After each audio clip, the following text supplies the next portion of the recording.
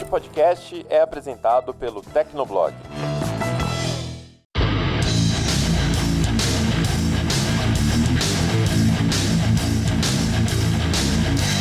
Olá, ouvinte! Seja bem-vindo! Está começando mais um episódio do Tecnocast. Eu sou o Thiago Mobilon. Eu sou o Paulo Riga. Eu sou o Felipe Ventura. E eu sou o Bruno Inácio. E se além dos formatos físicos que a gente já conhece, também fosse possível emitir dinheiro de forma digital? Acredite, tem vários países estudando a sério essa possibilidade e alguns até já estão testando na prática. No episódio de hoje a gente conversa sobre as moedas digitais do Banco Central, mas antes a gente bate um papo com a galera da Dell Technologies sobre o programa Dell Expert Network. Fica aí que a gente já começa.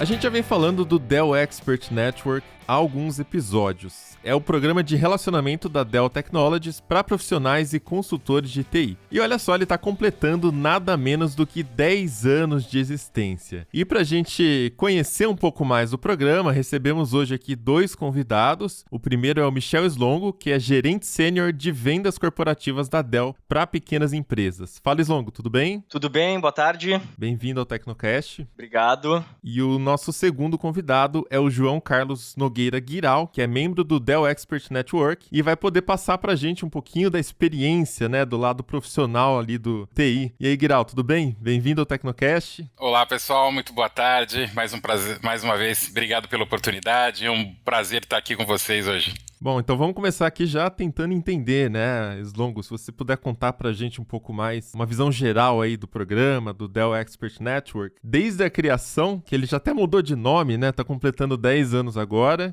então conta pra gente como ele surgiu, pra quem ele se destina, né, que problemas ele resolve aí. Legal, pessoal. Bom, primeiro, uma satisfação estar aqui falando com vocês, e nesse momento onde o programa Dell Expert Network completa 10 anos de existência, e o programa Dell Expert Network, ele é um programa de relacionamento que a Dell criou para se relacionar e se conectar com profissionais de TI, com consultores de TI. Mas eu enxergo o Dell Expert Network mais do que um simples programa de relacionamento ou um programa de milhagem. A nossa grande missão é, de fato, oferecer capacitação e ser um braço tecnológico desse profissional que muitas vezes é super ocupado, que muitas vezes é um profissional liberal, que muitas vezes tem poucos contatos para trocar informação e trocar experiências. Então, o Dell Expert Network, ele tem essa missão de fato, ser esse braço técnico quando o consultor de TI vem a ter alguma demanda de solução, ou arquitetar alguma solução para si e para o seu cliente. O programa, então, como eu comentei, ele surgiu há 10 anos atrás e ele surgiu justamente por uma demanda desses profissionais de TI, que traziam para a gente, através do 0800, demandas dos seus clientes de solução de tecnologia e, muitas vezes, perdiam tempo, pois precisavam ter mais de um ponto de contato dentro da Dell. Ligava hoje para um cliente, falava com um consultor interno da Dell, no outro dia já ligava, tinha que explicar tudo de novo, falar com outro consultor da Dell. Então, isso acabava tirando tempo e impactando a produtividade desse consultor, que é um profissional extremamente ocupado. E aí, a gente recebendo esse feedback, recebendo essa demanda, lá em 2010, a gente passou a ter uma estrutura dedicada de atendimento a esse perfil de profissional. E esse perfil de profissional que atende a pequena empresa, ele necessita muitas vezes agilidade, né? Ele necessita muitas vezes ter um CPF dentro da empresa para trazer a sua demanda. Em cima disso, a gente começou a criar esse programa de relacionamento. Hoje, o programa de relacionamento, ele funciona da seguinte forma. A gente oferece para o consultor, então, uma estrutura dedicada, com gerentes de contas, com especialistas de produto, com customer care e tech support dedicado, além de um education hub, onde a gente consegue conectar ali diversos conteúdos de tecnologia para que o nosso consultor de TI esteja sempre aware do que está acontecendo de novidade no mundo da tecnologia, no mundo de TI. Então, esse é o primeiro ponto. A gente traz um atendimento, um ambiente de relacionamento e de educação, justamente buscando capacitação e buscando dar velocidade. Em contrapartida ainda, a gente oferecendo esse ambiente de relacionamento, cada negócio, cada indicação que o consultor de TI trouxer para a gente de seus clientes, ele recebe uma pontuação. E essa pontuação que ele recebe pode ser revertida ou por produtos Dell, ou por treinamentos, ou por eventos. Então a gente acaba tendo aí um leque de opções, não só na perspectiva de relacionamento e de oferecer esse braço técnico que eu comento, mas também programa de milhagens, né? O programa de recompensas que sempre a gente busca estar inovando para estar oferecendo ainda mais qualidade e proposta de valor para o programa. Slongo, vocês estão agora com mais de 6.000 consultores ativos, então o programa cresceu bastante, né? Criação brasileira. Queria que você explicasse aí, você já falou dos benefícios, e existe uma estrutura, uma linha de desenvolvimento aí que os membros do programa seguem. Você pode explicar pra gente como que funciona essa questão de categorias e pontuações do Dell Expert Network? Claro. Hoje, como você bem comentou, nós já somos 6.000, né? Já temos 6.000 consultores Dell Experts ativos no programa. E hoje o programa Dell Experts ele é dividido em 3 categorias. A categoria Advantage, a categoria Premium e a categoria Elite. Então, aquele consultor que se conecta num primeiro momento com o programa, ele starta o seu engajamento fazendo parte da categoria Advantage, que é a nossa categoria de entrada. Os consultores nessa categoria, para cada real que eles indiquem, né, para cada negócio que eles indiquem de seus clientes, cada real reverte em 1 ponto. Deixando claro também que desde o início, à medida que o consultor fizer parte do programa Dell Experts, desde o primeiro momento ele já vai ter acesso a todo o nosso Education Hub, a toda essa estrutura que anteriormente eu comentei. Então, fazendo parte do programa, ele passa a ter um gerente de contas dedicado e na categoria Advantage, cada real de indicação que ele trouxer reverte em 1 ponto, que depois ele pode trocar isso pelos produtos ou pelas recompensas que hoje a gente oferece. À medida que esse consultor vai engajando com o programa e engajando e se relacionando mais com a Dell e mais negócios vão sendo indicados desse consultor para a Dell, ele vai crescendo de categoria. E dentro de um threshold de valor que a gente possui, esse consultor passa a ser premium se tiver, dentro de um período de 1 ano, indicações entre 20 e 80 mil reais. Com isso, para cada real que ele trouxer, ele já passa a ter uma pontuação diferenciada, podendo chegar a 2 pontos para cada real que venha dessas indicações dos consultores. E por fim, tem os consultores Elite, que são aqueles consultores que já estão bastante engajados com o programa, que já trazem um volume acima de 80 mil reais de indicações num universo de ano, e esses consultores que chegam a essa categoria, a gente oferece a possibilidade deles se certificarem e utilizar a logomarca Dell Expert Network para o mercado, né? Então tem esse benefício para os consultores que atingem a categoria Elite. E também, dentro do programa de milhagem, a gente passa a ter uma pontuação que pode chegar até 3 para cada real que venha oriundo de indicações. Então hoje a gente está estruturado dessa forma, dentro de um programa de milhagem, digamos assim, e que à medida que o consultor vai engajando, vai entendendo os benefícios do programa, a gente naturalmente também vai de alguma forma aumentando a proposta de valor e a nossa contrapartida para as indicações que venham desses consultores. Outro ponto que também vale ressaltar, que é o público hoje que a gente estende e a gente hoje quer atrair, são profissionais liberais de TI. Falando ainda um pouco da história do programa Dell Experts, a gente percebe que nesses 10 anos de construção do programa, onde a gente chegou aí a 6.000 consultores ativos, esse mercado de profissionais de tecnologia liberais, ele cresceu muito em conjunto com o crescimento da pequena empresa no Brasil. Porque hoje uma pequena empresa não tem condições de, dentro do seu P&L, muitas vezes, ter um profissional CLT, né, dedicado à TI. Então esse profissional de TI acaba conseguindo oferecer um serviço de muita qualidade através de contrato, e à medida que a microempresa, a pequena empresa começou a expandir no Brasil, esse profissional também começou a prosperar ainda mais. Então esse profissional é o profissional que é o nosso target, é o profissional que a gente entende que pode colaborar com ele do ponto de vista de capacitação, do ponto de vista de estar conectando ele com as novidades que estão aí no mundo tecnológico e também ajudá-los a buscar soluções de tecnologia para eles e para os clientes deles. Ô Slongo, mas a gente sabe que o programa não é mais uma exclusividade brasileira, né? Hoje ele é uma iniciativa global já da Dell. Então eu queria também saber um pouco sobre como foi esse processo de levar o programa daqui para outros países, também um pouco da relevância desse programa lá fora, né? Como é que tá o Dell Expert Network internacionalmente? Isso é um motivo de muito orgulho pra gente aqui do Brasil, porque a Dell ela é uma empresa multinacional com o headquarter nos Estados Unidos, e a gente ter um programa criado no Brasil se tornando relevância e referência, né, para Estados Unidos e outras regiões, certamente é muito legal e é resultado do trabalho que toda a equipe da Dell e do Dell Expert fez ao longo desses 10 anos. E na verdade, o programa ele foi crescendo de tal forma, né, e foi tomando tamanha relevância, e a gente percebendo também o tamanho engajamento e o entendimento do profissional de TI com o programa, que isso acabou chamando a atenção de outras regiões do mundo, né? Existe esse mesmo profissional de tecnologia, que é o consultor, que é o nosso profissional foco do programa, em vários lugares do mundo. Só que a Dell ainda não tinha conseguido estruturar algo que trouxesse um relacionamento como a gente trouxe aqui no Brasil. Então a gente acabou fazendo benchmarking, trazendo tudo que a gente construiu desde o início, e hoje o programa Dell Expert Network está em mais de 10 países, sendo que o Brasil é o país que acaba orientando os melhores caminhos para que, de novo, consiga-se ter essa aproximação e esse relacionamento com esse profissional de TI, ajudando sempre na capacitação dele e no desenvolvimento tecnológico dos clientes deles. É nesse sentido que a gente tem avançado. E um dos membros de longa data que vocês têm aqui no Brasil é o Guiral, que está aqui com a gente, né, Guiral? Você pode se apresentar, contar pra gente como que você ficou sabendo do programa e, aproveitando, você é um membro elite, né? Fala pra gente também essa trajetória, como você foi progredindo desse programa, desde quando ele nem se chamava Dell Expert Network, né? Vamos lá. Eu brinco com o pessoal, né? O Slogo sabe disso, né? Eu recomendo Dell para meus clientes desde 2005, né? Eu comprei um computador, um notebook em 2005. Eu fui buscar aqui no meu histórico, né? Desde quando eu faço isso. Aí foi o notebook, depois foi um servidor para um cliente, o meu servidor, e assim a gente foi vindo. E é exatamente o que o Slogo falou que acontecia, né? A gente ficava ligando no 0800, cada hora caía com 1. E eu falava assim, cara, por favor, pelo amor de Deus, me atende. Vê se o CNPJ tá liberado, assim você já ganha mais um cliente, né?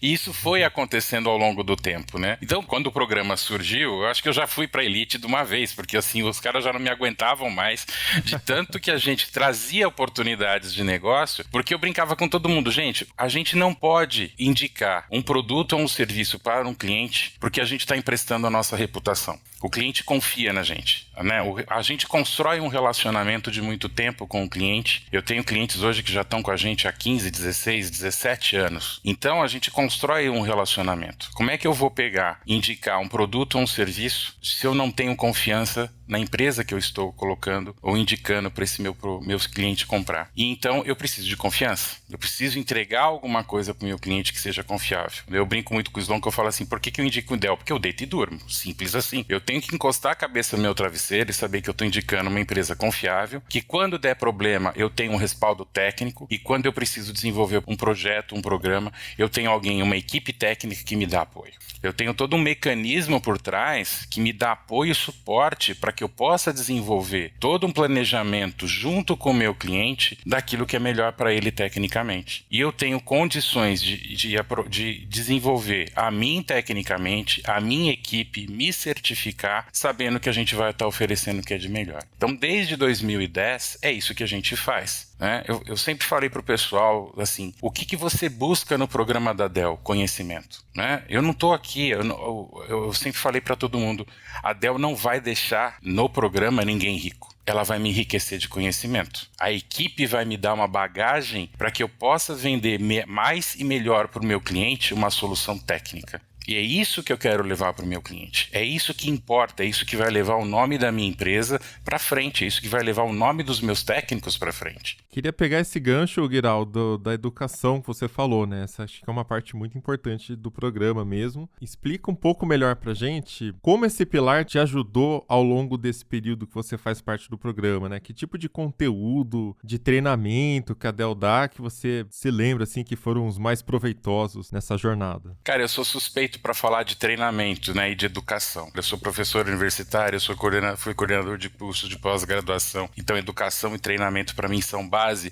para o desenvolvimento de qualquer pessoa. E a Dell entra dentro desse contexto na medida que eu tenho todo um arcabouço técnico para poder fazer as coisas. E em que sentido? Eu tenho hoje detalhamento de produtos e serviços a hora que eu quiser. Se eu quero hoje saber qual a especificação de uma máquina, qual que é a indicação que eu vou fazer para o meu cliente, eu tenho uma base de consulta, né? Eu tenho a comparação entre linhas de produto. Eu sei qual é o melhor produto que eu vou indicar para o meu cliente. Eu posso fazer uma prova técnica de um servidor e especificar qual é o melhor servidor, onde que vai se encaixar melhor, como é que ele é escalável, como que ele não é escalável. Isso é importante, é determinante muitas vezes num processo de seleção de uma empresa ou de outra. Então você passa tranquilidade para um cliente na hora que você está dentro de um processo seletivo de uma empresa de tecnologia. Então isso te dá bagagem, não só para você, para com a sua equipe.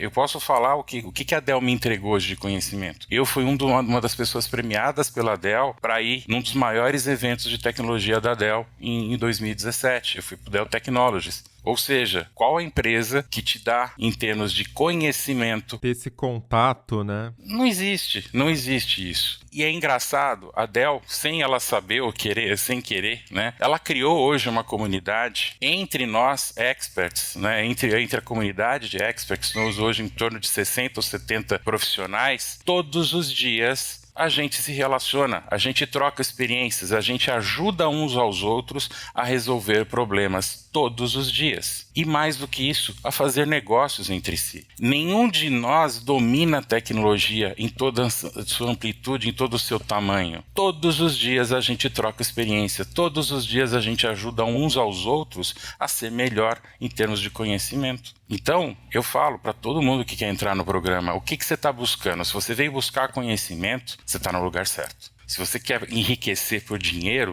colega, desculpa, eu posso te decepcionar, mas não vai ser aqui que você vai ganhar dinheiro. Mas ele vai te dar um instrumento que ele vai te dar vai fazer com que você ganhe muito mais dinheiro. Porque o conhecimento ninguém te tira. Ele é a alavanca para você chegar onde você quiser. Então, Slongo, por favor, como que faz para as pessoas participarem desse programa? Fala aí o passo a passo para as pessoas se cadastrarem. Tem custo para participar? Não tem. Explica aí, explica tudo para os consultores que estão nos ouvindo. Legal, Iga. A participação do profissional ela é 100% gratuita. Para fazer parte do programa da Experts, como eu comentei, precisa ser um profissional liberal de TI, né, que atenda pequenas empresas, que tenha uma carteira de clientes de pequenas empresas. Para ter acesso ao cadastro no programa da Experts, basta entrar no nosso portal expertnetwork.com.br. Lá tem todos os passos de como acessar, de como fazer parte do programa. Após entrar no portal, colocar as informações, certamente um profissional do nosso lado vai ligar justamente para fazer essa mediação e para fazer esse entendimento de perfil, e imediatamente o profissional que tem interesse já passa a fazer parte dessa comunidade, como o Guiral comentou, do programa Dell Experts. Um outro ponto também que é legal ressaltar é que todos os consultores hoje que fazem parte do programa Dell Experts, eles têm acesso a um app. A gente desenvolveu um app onde esses consultores conseguem acessar todas as suas informações de histórico de indicações, de pontuação, e através desse app também a gente se conecta e traz muita novidade do que está acontecendo no mundo Dell e no mundo de tecnologia. Então, reforçando, pessoal, quem quiser fazer parte do programa Dell Experts, basta acessar o portal programaexpertnetwork.com.br. Lá tem todas as informações e todo o passo a passo de como se cadastrar e, através desse cadastro, receber um contato de nossa equipe para se juntar a nós.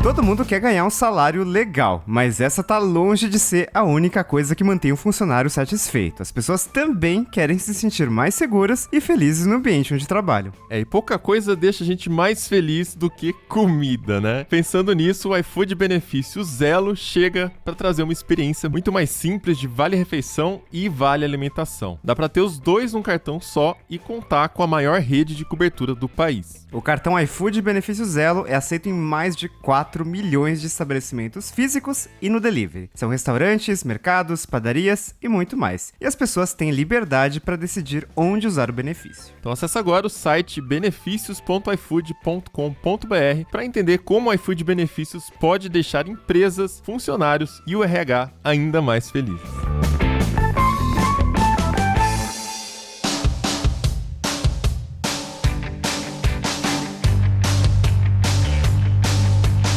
No episódio de hoje a gente conversa sobre as moedas digitais do Banco Central. Não faz a menor ideia do que é isso? Então pode relaxar que a gente já te explica.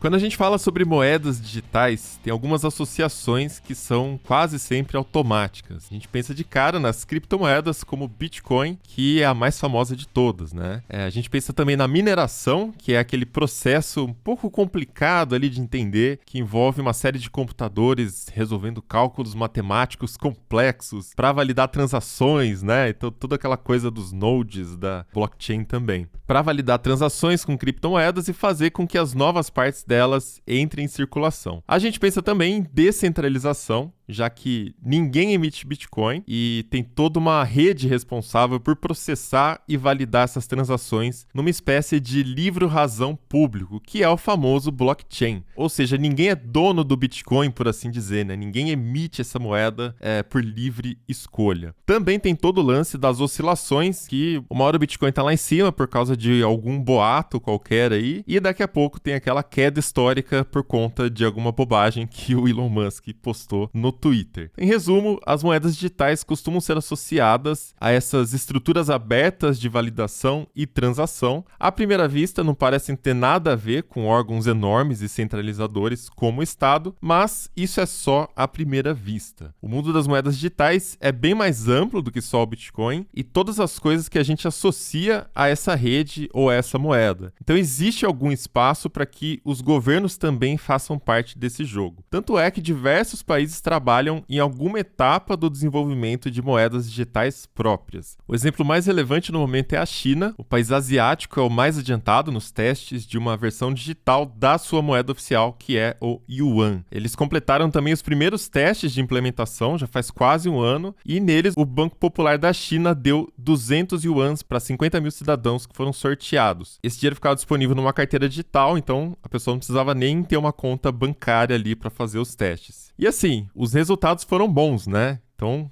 não é à toa que tem mais gente de olho também nessa possibilidade. Hoje, mais de 20 milhões de chineses já possuem essas carteiras digitais e elas são acessíveis por meio de um app próprio desenvolvido pelo Banco Popular da China. Através dessas carteiras, as pessoas podem fazer pagamentos do mesmo jeito que elas fariam pelo Internet Banking, né? Então, é aquela coisa de usar o próprio aplicativo de pagamentos. Para quem está usando, é normal, igual você usar o aplicativo de um banco mesmo. Só que assim, essa versão digital do Yuan ainda não está em funcionamento, né? Não é oficialmente, né, ela ainda não está funcionando, apesar dos testes realizados pelo governo serem os mais avançados do mundo. O total de transações feitas com a moeda digital chinesa até aqui já soma 34,5 bilhões de yuans, o que equivale a 5 bilhões de dólares. E a China está tão na frente que o governo americano vê o yuan digital como uma possível ameaça ao dólar, né, Riga?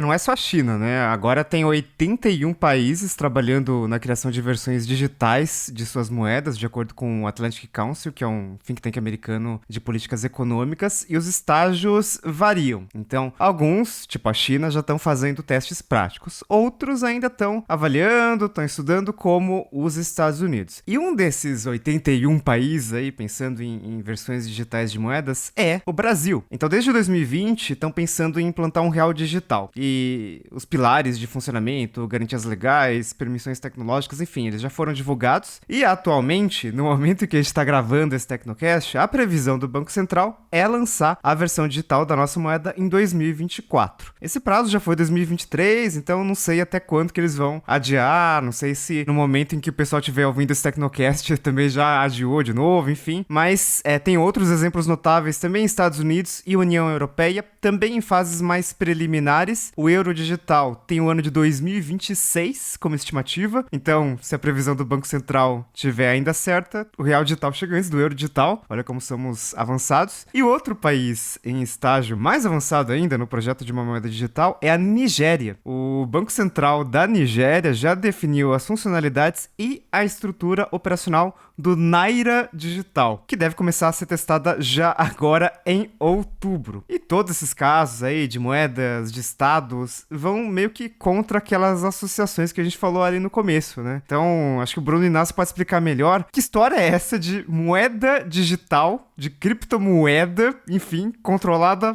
pelo Estado, né? Não tinha tal da descentralização, que era uma característica muito comum? O que está acontecendo? Então, é muito natural a gente comparar esse tipo de moeda digital, estatal, com os principais ativos digitais que a gente conhece, como o Bitcoin e Ether. Mas, na realidade, são tecnologias e são ferramentas econômicas muito diferentes. Então, as chamadas Central Bank Digital Currencies, ou no bom português, moedas digitais do Banco Central, elas se diferem bastante das criptomoedas que a gente já conhece, como o Bitcoin e Ether. Inclusive, alguns dizem que elas nem podem ser consideradas criptomoedas. O próprio conceito de criptomoeda é uma coisa ainda mutável. Todo dia tem novas tecnologias, então assim, geralmente a gente associa o termo criptomoeda a alguma moeda digital que funciona dentro de um blockchain descentralizado, que pode ser gerada novas unidades através da mineração, e todas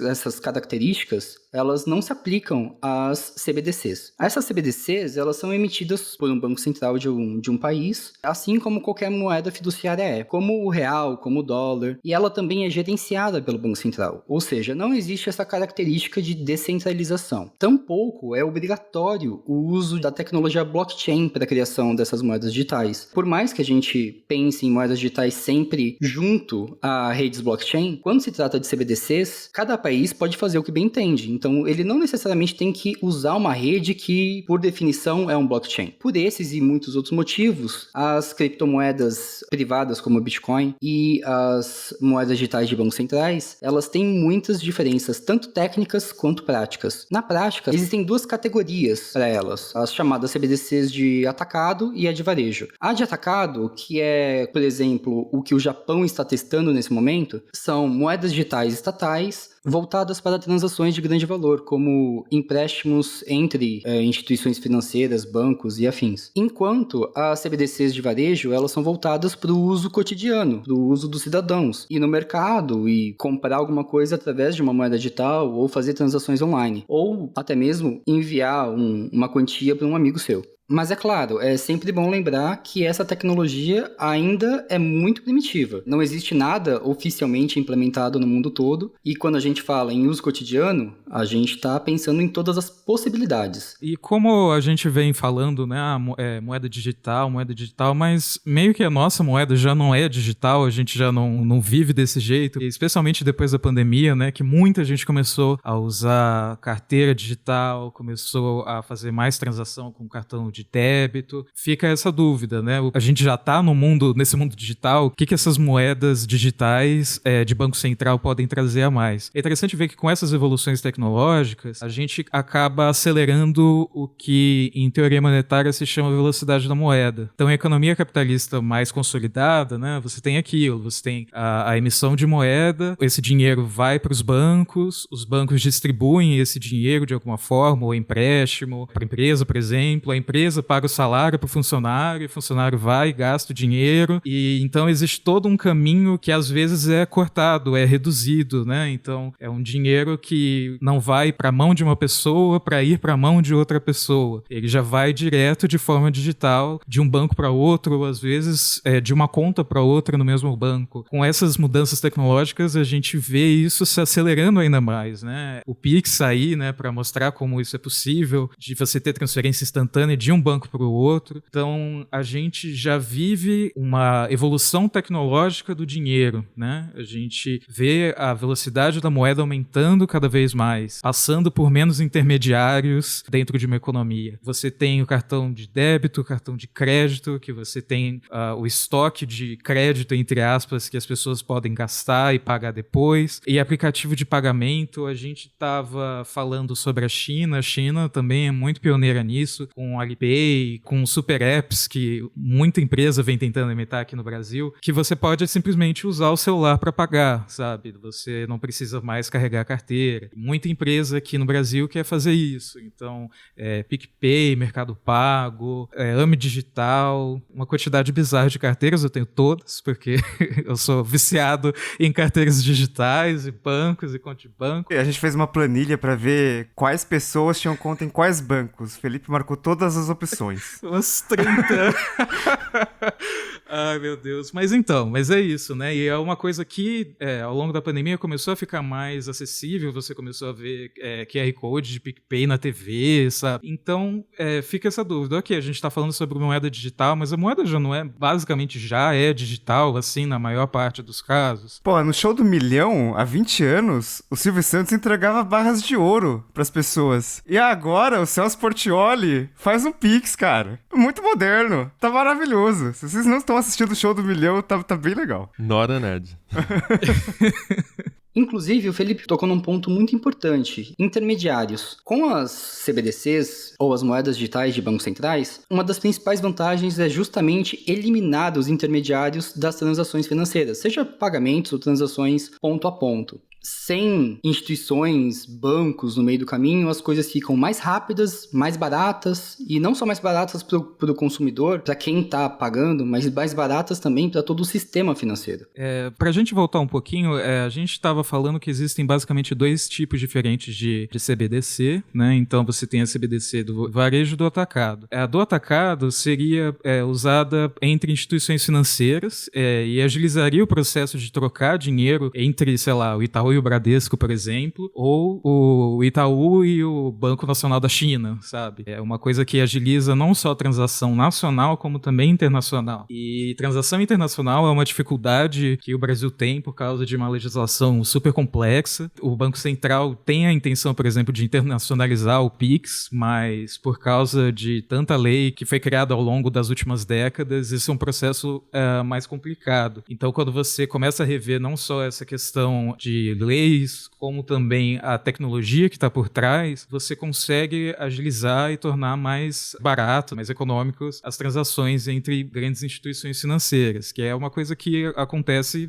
o tempo todo, né, na casa de bilhões, trilhões, mas é uma coisa que a gente não vê. E é uma coisa que pode ter um impacto muito bom, pensando em banco ou em instituição financeira que é quase banco, tipo o Nubank, por exemplo. E, por outro lado, a gente tem a CBDC de varejo, né, que é para transações, e que a CBDC abre a possibilidade de você não precisar ter uma conta bancária para ter o dinheiro digital. Então você não vai ter uma carteira do PicPay, você não vai ter uma conta no Itaú, você vai ter uma carteira que seria feita pelo Banco Central com o dinheiro já emitido direto pelo Banco Central. Talvez essa centralização assuste, mas é bom lembrar que do jeito que está agora, muita gente não tem acesso à conta bancária, né? A gente sempre, toda vez que fala de finanças, acho que é inevitável falar dos desbancarizados, que é um público enorme, né? Um estudo do Banco Mundial de 2017 estima que 1,7 bilhão de adultos no mundo inteiro não tinha conta em instituição financeira.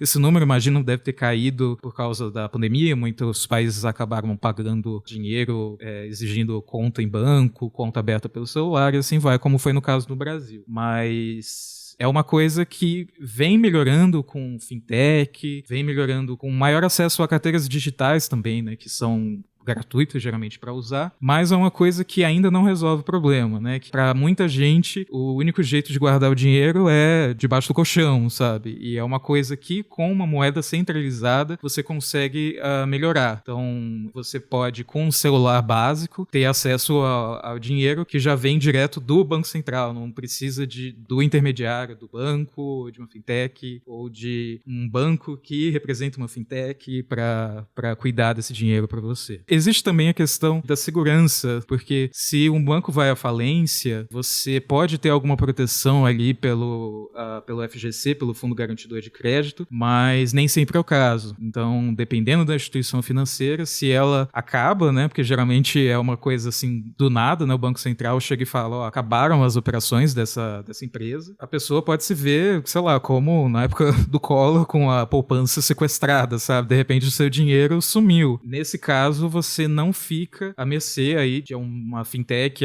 sumir do nada, ou de um banco que você achava que era confiável, de repente faliu, ou descobriu alguma maracutaia lá dentro e não deixam mais ele operar no país, por exemplo. Teve um caso relativamente recente, né, do Banco Neon, que tinha se associado a um banco que eles, né, fizeram uma fusão ali, e aí esse banco foi liquidado pelo Banco Central, e aí deu um monte de problema. No final das contas, as pessoas conseguiram, né, ter o dinheiro de volta. A cobertura do FGC, ela demora um pouquinho mas tudo bem, deu certo. Mas teve um pessoal que talvez esteja ouvindo e já sentiu um gostinho do que pode ser um banco falindo, né? Não precisa nem voltar pra época do Collor, de congelamento de poupança e tal. Também tem a questão de que se você vê o próprio governo estimulando o uso digital de dinheiro, você começa a reduzir o custo de emitir moeda física, né? Então, uma coisa que o Itaú contou pro Tecnoblog há alguns meses é que o Pix teve um efeito muito importante no volume de saques de dinheiro, né? O volume de saques deu uma diminuída porque transmitir dinheiro de uma conta para outra, de um banco para o outro, ficou mais fácil. Imagina isso num contexto maior ainda, de que você não tem só o dinheiro normal, real, comum que a gente conhece, mas uma moeda digital e o governo estimulando todo mundo, né? Um país inteiro a fazer transações digitais, a ter uma moeda que é totalmente digital, que você não vai precisar converter em dinheiro físico, nem vai precisar, porque vai ter esse estímulo ali do governo para todo mundo aceitar esse real digital. Não vai ser, por exemplo, eu tenho a carteira do PicPay, mas com a carteira do PicPay eu não consigo pagar no determinado lugar que só aceita Mercado Pago, sabe? Esse tipo de incompatibilidade é uma coisa que acontece menos se você tem o Banco Central ali tentando garantir que todo lugar aceite essa moeda que eles emitiram. E além disso tem também a questão de simplificar o pagamento de programas sociais, né? Esses auxílios como Bolsa Família, para citar um exemplo brasileiro, acaba ficando muito mais fácil, beneficia bastante essa população mais pobre. Bom, então a gente vê que a versão digital da moeda corrente teria vários usos práticos, tanto para instituições financeiras quanto para os cidadãos. Mas também a gente precisa analisar alguns dos potenciais problemas do CBDC, né? Então, o primeiro deles, que acho que é o que está na cabeça da maioria, que já tem experiência com cripto, já tem Bitcoin, enfim, alguma criptomoeda, é a centralização, né? Porque essa é a parte mais importante da blockchain. Apesar da rapidez e da inclusão que geraria, né, ter essa moeda do governo, a moeda digital ainda seria uma moeda do país. Então ela está sujeita às mesmas regras que existem para o dinheiro físico, né? O governo pode ir lá e emitir moeda com as regras dele, quando ele quiser, como ele quiser.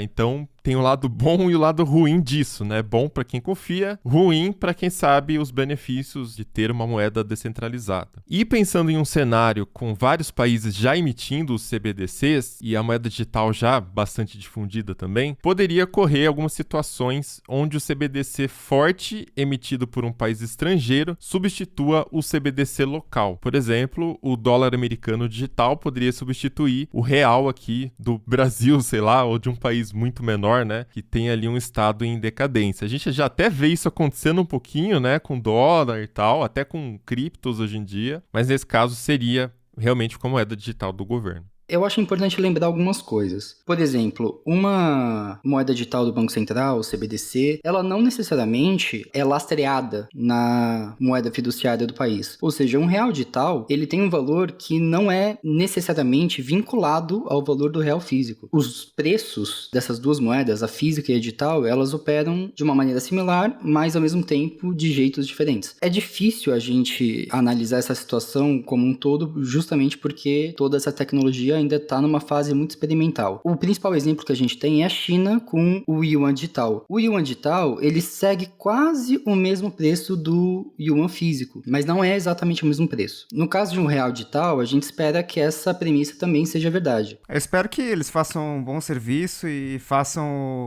o dólar valer R$2 digitais, então, porque tô com saudade dessa época, viu? É só fazer igual a Venezuela lá e cortar 6 zeros, pronto, o real vale a mesma coisa que o dólar. Pronto, ótimo. Vou poder comprar, sei lá, um iPhone com R$1.200 digitais, ótimo. É interessante o que o Mobilon falou também sobre o uso de CBDCs de outros países substituindo a CBDC nacional. Isso é uma preocupação que os Estados Unidos têm muito. Eles estão pensando em desenvolver uma CBDC própria, um dólar digital, diante da potencial ameaça que o Yuan digital pode apresentar para a dominância do dólar na economia global. Imagina só, uma moeda digital chinesa sendo preferida ao invés do dólar no mundo todo. Isso deixa os Estados Unidos apavorados. É justamente por isso que os senadores americanos estão discutindo a criação do dólar digital. Mas ainda assim, o dólar digital é uma das CBDCs mais distantes de virar realidade no mundo. O real digital está bem mais avançado nesse sentido. O euro digital está num caminho concreto. O dólar digital está sendo discutido sobre sua viabilidade pelos senadores americanos. Uma das principais preocupações envolvem a privacidade dos usuários e a segurança das transações. Nesse momento, eles estão mais preocupados em regulamentar o mercado de criptomoedas, as chamadas stablecoins, que são moedas digitais lastreadas no próprio dólar americano. Eles estão preocupados em definir esse tipo de moeda na lei, para que as leis existentes sejam aplicadas sobre elas, e criar novas leis para conseguir aplicar taxas, incluindo declarações de renda, por exemplo. E essa parte da privacidade que você citou é realmente muito importante, né, Bruno, da questão do dólar, não só na questão do dólar, mas de todas as moedas, né, todos os CBDCs. Porque na prática, um órgão governamental, ele poderia ter acesso a uma quantidade enorme de informações financeiras dos cidadãos, né? Então, esses dados aí estariam nas mãos aí do governo, não que já não esteja, né, com as moedas atuais, mas a gente imagina que a quantidade de informações seria muito maior e também seria mais instantâneo o acesso, né, a esses dados. Então, é preciso realmente ter um desenho muito cuidadoso dessa rede para garantir o sigilo sobre essas informações, né? Nesse ponto, pelo menos, diria que está certo, está correta a atitude aí dos Estados Unidos de ainda tá discutindo, vamos com calma, né? E além do sigilo, também tem a questão de estabelecer garantias para que o Banco Central não abuse do poder dele, né? Proibindo transações entre certos cidadãos ou grupos. Então seria uma forma de discriminação que não poderia ocorrer, né? Ele não poderia controlar isso dessa forma. Porque se você for pensar, né, no mundo físico, de formas lícitas, a gente dá o dinheiro para quem a gente quer. De forma ilícita também, né? Dinheiro físico a gente sabe que já foi pego de diversas formas e apareceu no jornal. Mas a partir do momento que é uma coisa digital, o governo não pode interferir nisso, ele não pode bloquear essas transações ao seu bel prazer, sei lá, porque eu quero, não gosto da sua cara e está bloqueado. Tem também a questão da segurança, né? Porque a centralização ali dessa informação financeira torna um evento de vazamento, que é o que a gente tem visto cada vez mais, né? Uma coisa ainda mais complicada, porque daí vaza tudo de uma vez, as informações estavam centralizadas em um único local. Já pensou, vaza alguma informação muito importante de uma moeda de um país e aí você quebra a confiança na moeda daquele país por causa de um vazamento? Nossa, isso é muito louco. O que acontece, né, com a moeda? Aí acho que adota uma outra, talvez. Plano real digital 2, assim. Ninguém ia ter confiança no Real Digital 2, cara. É que nem você olhar Cruzeiro cruzado, não sei dos quantos cruzeiros que teve aí, 200. Ninguém ia ter confiança. Verdade. Se vazar, afeta o país inteiro, né? Então vamos fazer esse exercício de imaginação, né? Um cenário em que o Real Digital já está sendo implementado. Será que os brasileiros, de fato, eles adotariam essa moeda digital? Porque tem um dado curioso que 40% dos brasileiros já adotaram meios de pagamento digitais, de acordo com uma pesquisa da fintech FIS Global. E esse percentual está abaixo de China, Singapura, que são referências nesse assunto, mas está acima de Reino Unido e Estados Unidos. Estados Unidos não é exatamente um grande exemplo de setor bancário, setor financeiro avançado, mas, a gente está na frente dos Estados Unidos em meios de pagamento digitais. Será que essa familiaridade com os pagamentos digitais já abre caminho para a chegada de uma moeda digital oficial? E aí eu já jogo pro Bruno Inácio, porque algumas semanas você publicou aquela reportagem especial sobre os bancarizados desconectados, né? Então, nesses últimos meses, até por causa da pandemia, teve toda a questão do Caixa Tem, auxílio emergencial, muita gente se tornou bancarizado, né? Porque agora tem uma conta de pagamento no nome, aberta no nome dessa pessoa. Só que ter uma conta e ser bancarizado é uma coisa. Agora, conseguir usar de forma digital, com todas as dificuldades de renda, acesso à tecnologia que a gente tem, meio difícil, né? Exatamente, Riga. Algumas semanas eu publiquei um especial mesmo sobre como a digitalização continua atrasada no Brasil. Se a gente for analisar o Brasil como um todo, o brasileiro médio ainda tem pouco acesso à internet comparado, por exemplo, com o chinês. A gente tem o Yuan Digital como a principal referência de CBDC no mundo todo.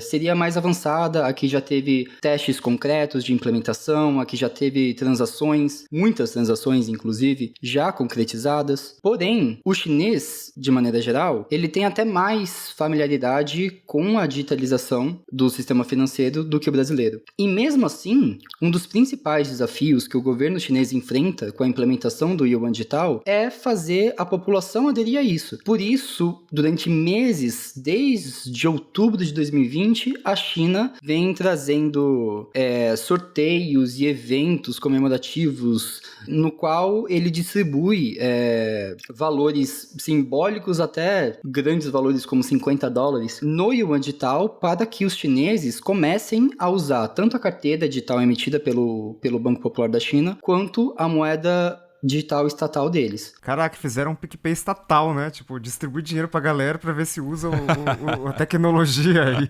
Tipo... Estratégia de marketing, ó.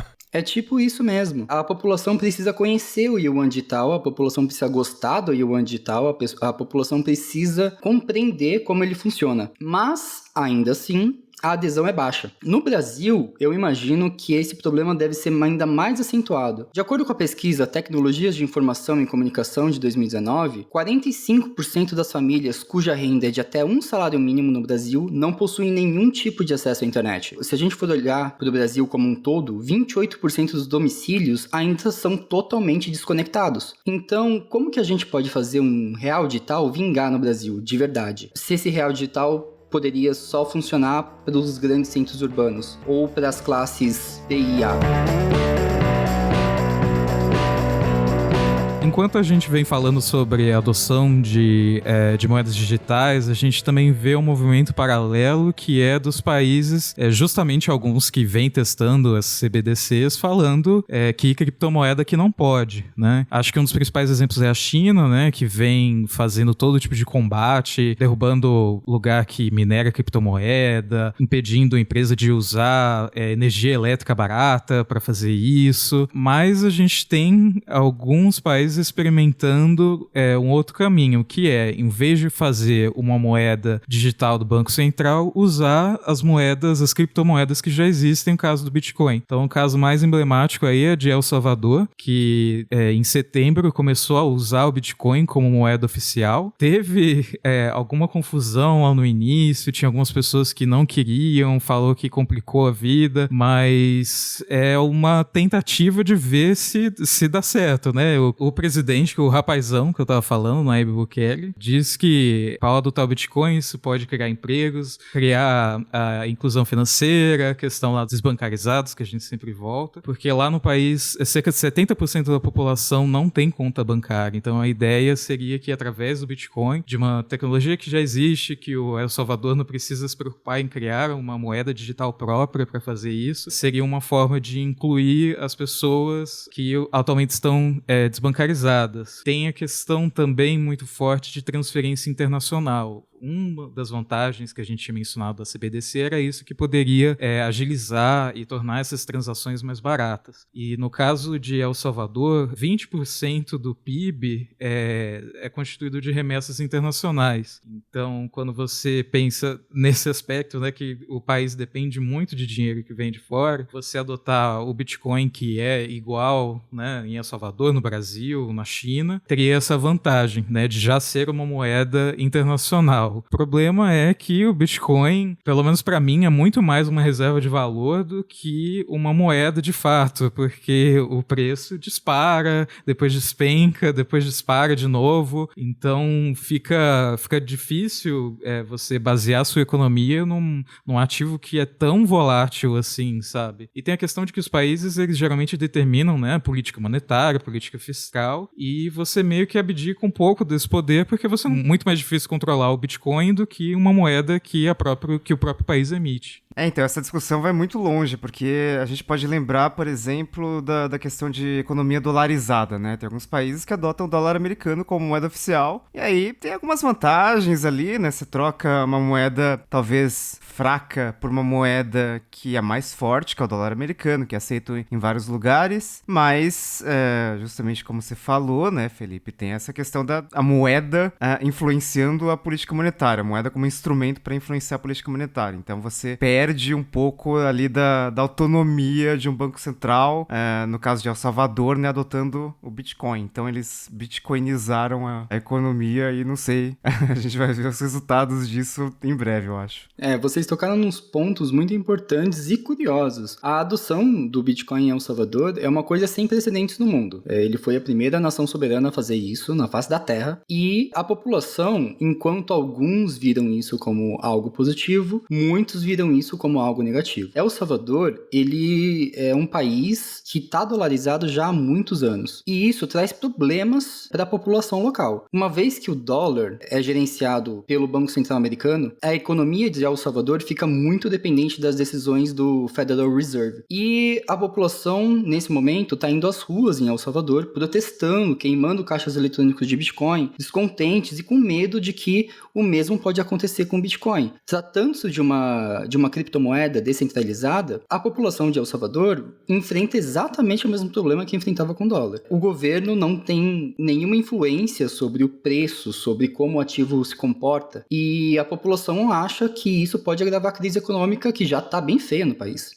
Mais recentemente, alguns protestos aconteceram na capital de aposentados com medo de que suas aposentadorias fossem convertidas em Bitcoin ao invés de dólar, com medo da volatilidade desse ativo, com medo de como usar isso, mas a comunidade internacional, de maneira geral, viu a adoção de Bitcoin em El Salvador como uma coisa muito positiva para o futuro da criptomoeda. Meio que provou que o Bitcoin e outras criptomoedas, elas podem ser implementadas no dia a dia. Por mais que hoje o Bitcoin e a maioria das criptomoedas do mercado tenham custos de transação altíssimos, tenham impactos ambientais altíssimos pela sua mineração, o que seria muito diferente com uma CBDC. A rede de uma CBDC, por exemplo, ela é muito menor do que um blockchain como o da Ethereum, como o blockchain do Bitcoin. É mais facilmente manuseada, tem custos menores, é mais rápida. Então, se El Salvador tivesse, por exemplo, investido em criar uma CBDC própria do que adotar diretamente o Bitcoin, talvez os resultados a longo prazo fossem melhores.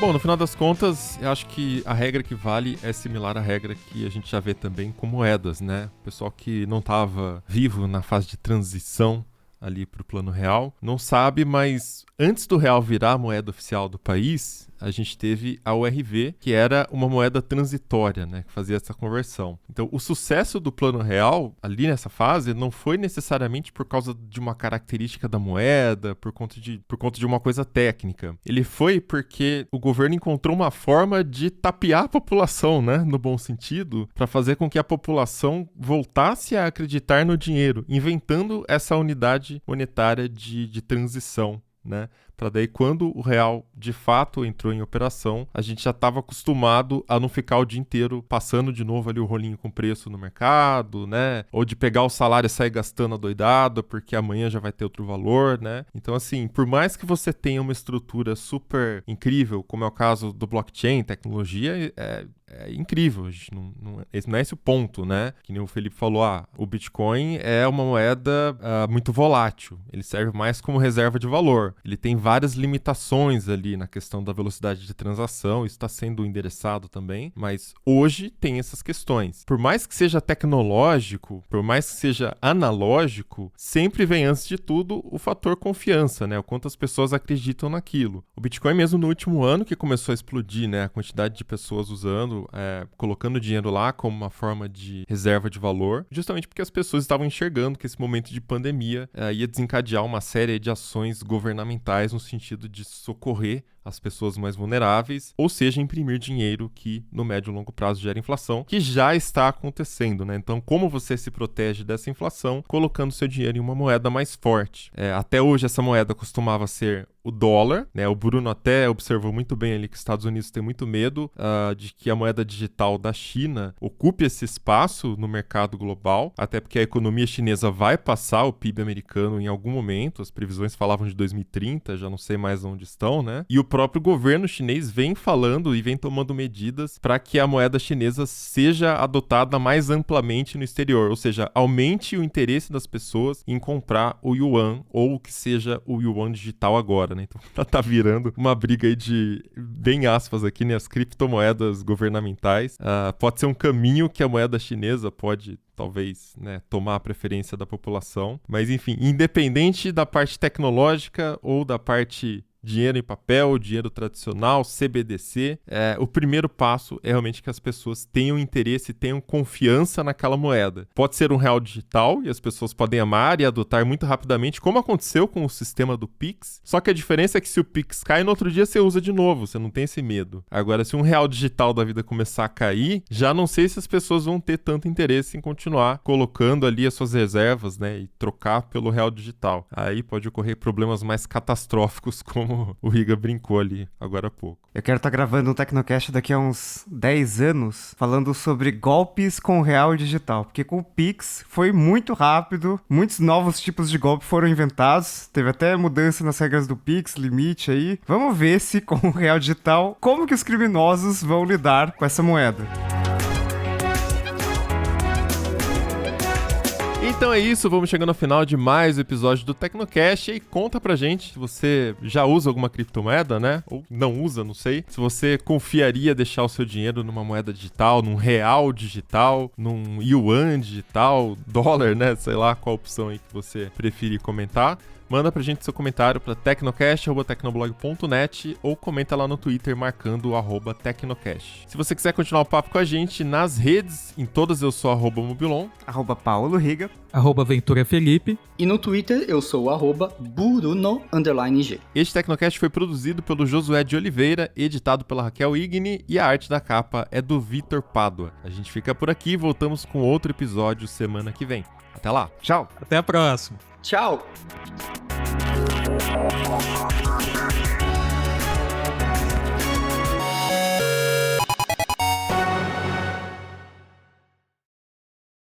Satisfeito. As pessoas... Você entrou bravo. Acho que você falou pra valer, você entrou bravo. Não, então não, entra não. respirando. Todo mundo! Porra! Comigo, hein? Pouca coisa. Eu posso colocar Facebook e LinkedIn, não sei.